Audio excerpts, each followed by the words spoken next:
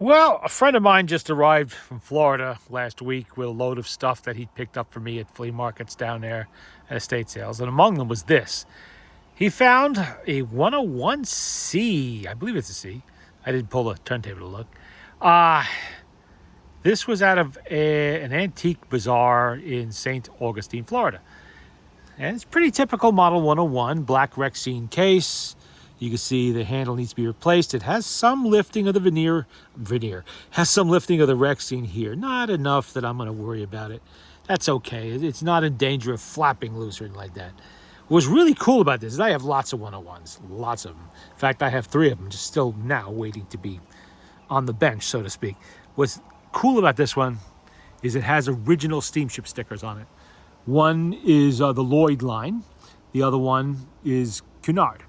And you can see there, they're not totally intact, but you can definitely, there was another one there, but that one's gone.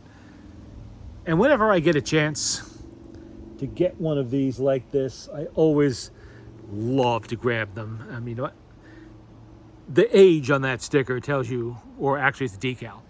You know, they put them on with glue. It tells you how old that is. It's original. It's not, you know, something that was bought. I have bought stickers myself just for a joke and put them on some stuff. But you can tell that they're not originals. You know, modern vinyl and all of that. It's all here. It's got the winding handles and nicely nickeled. Unfortunately, this is a new style. This machine is probably made in 1930 or 31. It has all the late features, the auto stop, all of that. It also has, unfortunately, a pot metal number 4. This is a number 4.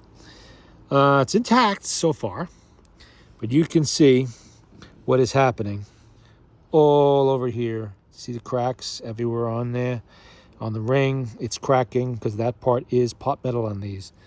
Surprisingly, the back really isn't that bad and possibly might be able to be salvaged for a future project.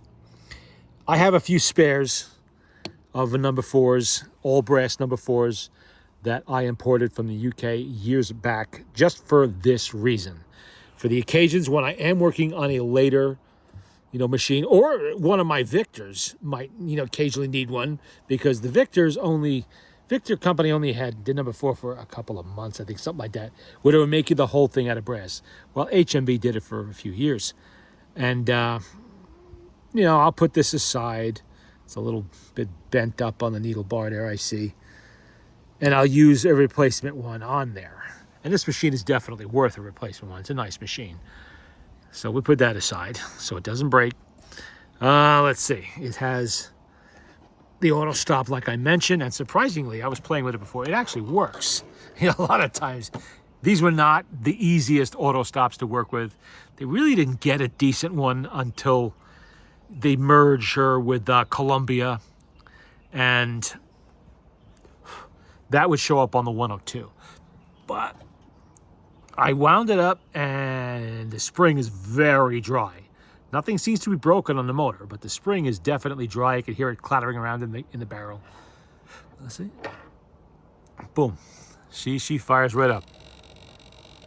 I can hear it. Sounds dry. The motor sounds dry. It looks to be spinning close to 78, but that doesn't matter because once I take the motor apart, clean everything up, redo the spring, put it all back together again, I'm going to, and probably replace the friction leather, I'm going to be resetting the speed anyway, so that's fine. Whatever it is, doesn't matter. Not going to play records on it until it's done in any case.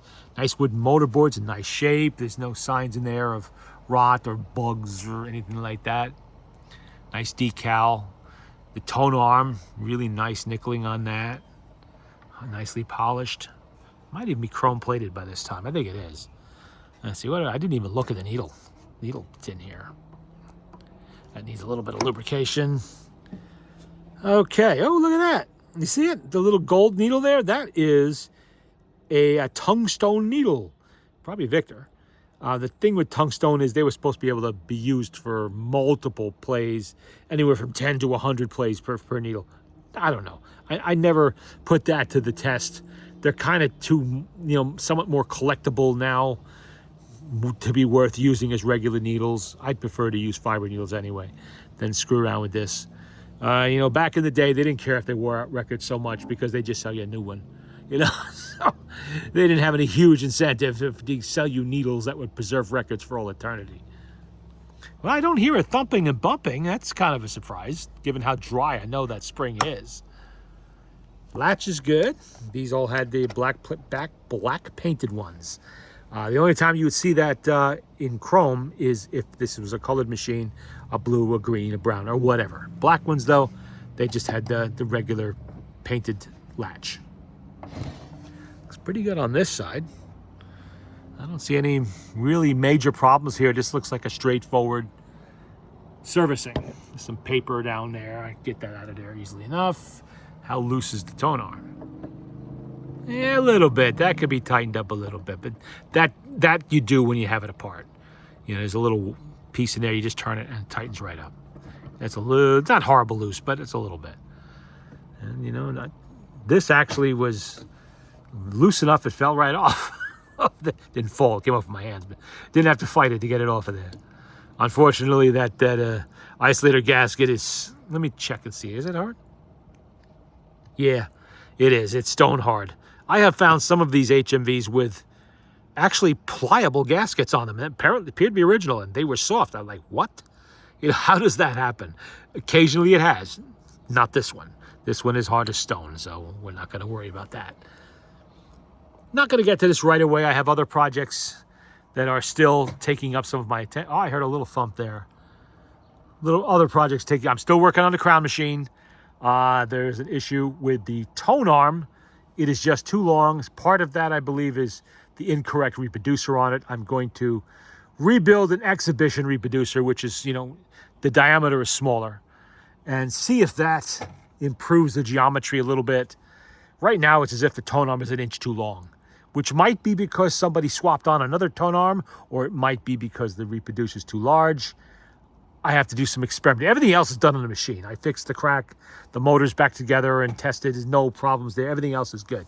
But I have to figure out that tone arm before I can do a test video on there. What is that? Is that a needle up there? Yeah, it fell. I'll get it later. There was a needle stuck to the Rexine there. I will figure that out eventually. And besides which, I have a 102 that will soon be on the way to me that I will be doing for somebody. And I believe 2 more machines after that. Another 102 and a 101, like this one. I think so, something like that. We'll figure that out later. You'll see that in upcoming videos.